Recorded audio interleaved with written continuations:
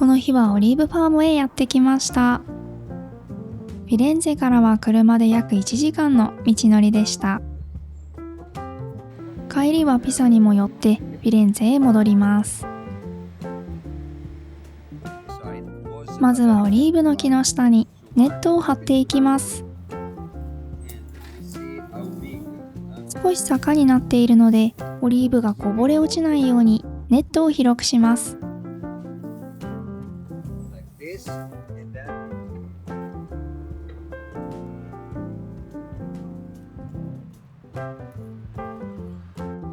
面白いね。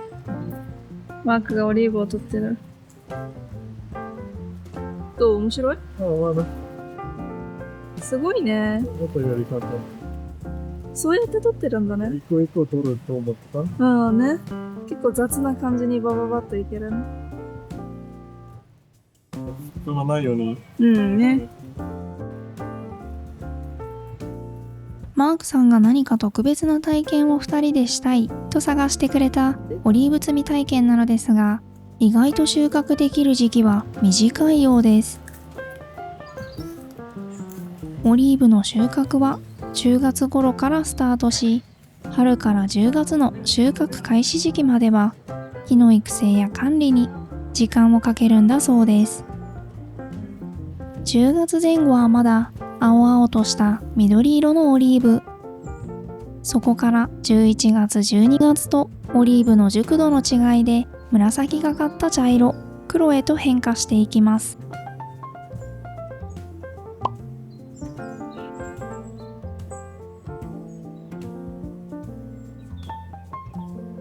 そうして真冬の1、2月前には収穫も終わり、木を整えて春の発芽を待ちます。この時は11月頭なので、緑から黒まで異なる熟成度合いのオリーブがありました。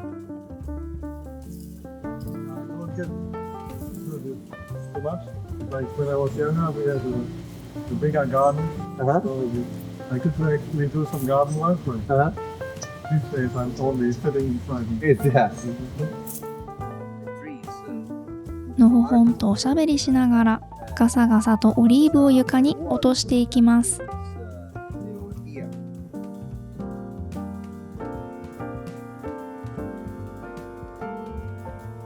このオリーブがガサッと落ちる瞬間がすごく気持ちよくてハマりそうです。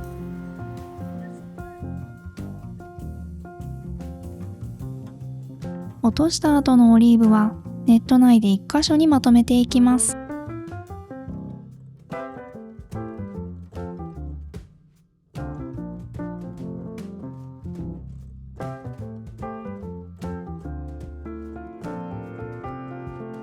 集めたオリーブは工場へ持っていく前にこのように一旦手作業で不要な枝などを取り除かなくてはいけないそうです。重さによって金額が変わってしまうので、これも大事な作業なんだとか。それにオーナーたちに文句を言われちゃうからねとファームのオーナーさんが話してくれました。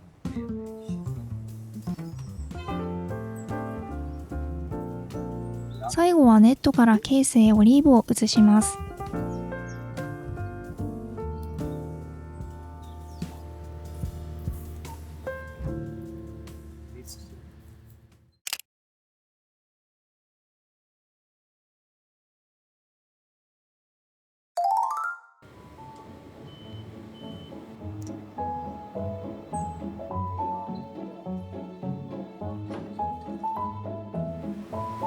オリーブオイルを製造している工場内も見学させてもらいました。不要なものをさらに取り除いて一気に洗浄。オーナーさんがこれを見てオリーブのジャグジーと名付けていました。妙にしっくりきてすっかり気に入ってしまいました。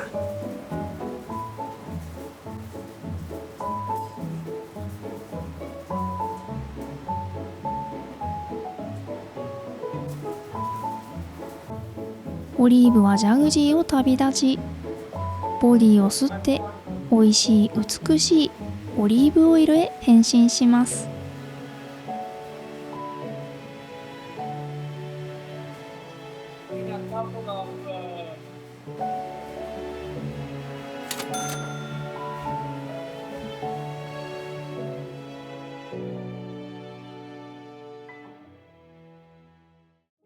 オリーブ摘み体験の後はワイナリーも少しだけ覗かせてもらいました。そしてここで作られたワインとともにイタリアの昼食を。ワインだけでなくオリーブオイルの味比べまで面白い体験をしました。瓶の色が透明になっているオリーブオイルは中身をよく見せようとしていて、他のものを混ぜている可能性が高いので、瓶の色が濃く中身が透けていないものを選ぶといいそうですよ。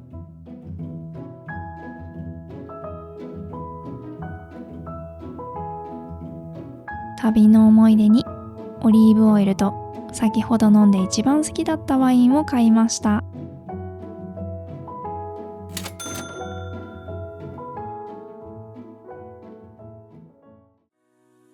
家では一番オリーブオイルを使う機会が多いのですが、自分たちが普段口にするものがこのように製造されているのかと知ることができて、とても良い経験になりました。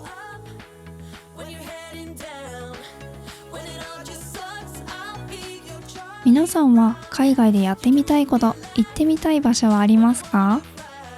ぜひコメントで教えてください。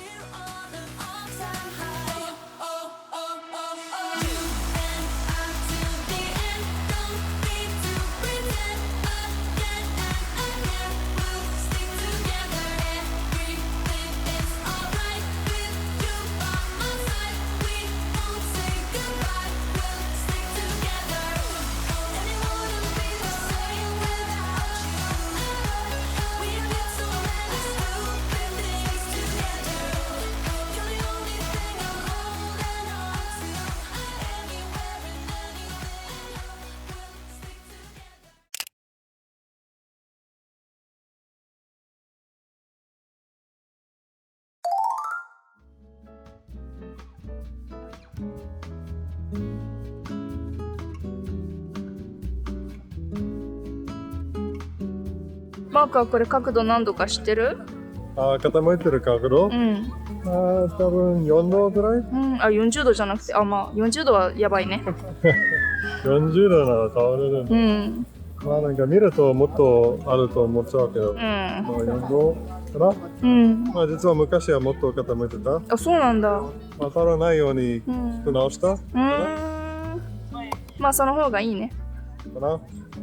倒れたら困る。まあね。イタリア・ピサに立つこの斜塔は14世紀に完成したピサ大聖堂の鐘楼です。軟弱な地盤のため建設途中から傾きましたが、度重なる修復により現在は安定。世界遺産として今も多くの人を魅了しています。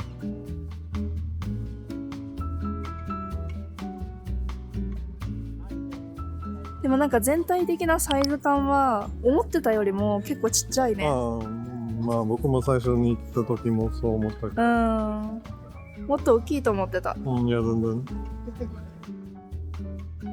マックも登ったことある？かな。昔、どう思う？まあ一番見たいものはピサの塔だから。毎回マークは私との旅で 2,3 回目の経験になるものが多いので、それも悪いしなぁといい言い訳を見つけ、今回は登らないことにしました。だいたいこういうところは外観以上に階段が狭いんですよね。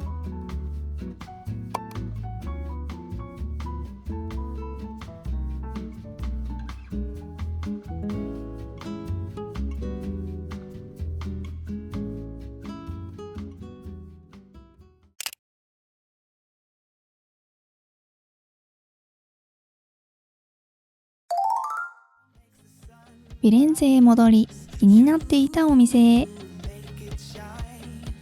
ベネツィアで食べたチケッティが美味しかったので、同じような感じかなと気になっていたんですよね。モッツァレラとアランチーノと書かれたものが私たち的には好きでした。これは食べる価値ありですよ。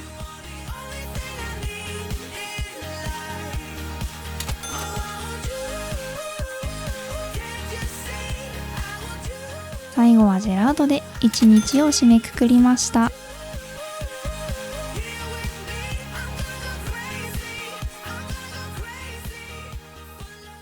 さて、フィレンツェからの旅はここまで。次回はイタリア・ミラノの旅動画です。チャンネル登録、高評価ボタンお願いします。また次の動画でお会いしましょう。チュース。